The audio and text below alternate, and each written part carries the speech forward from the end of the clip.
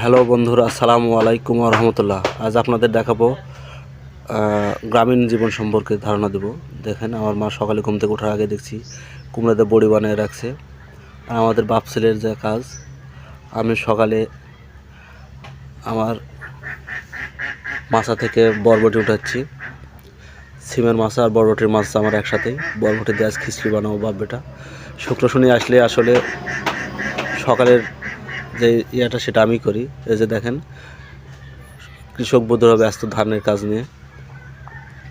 ঘুম থেকে উঠে বাসার ছাদে উঠে দেখছি যে সকল মানুষ ব্যস্ত। গ্রামীণ জীবনটা আসলে এভাবেই চলে।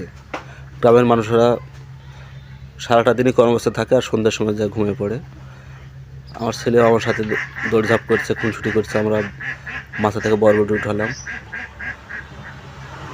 এখন যাব খিচড়ি করতে। বরবটি কিছু পাইছি, কিছু নিচে আছে,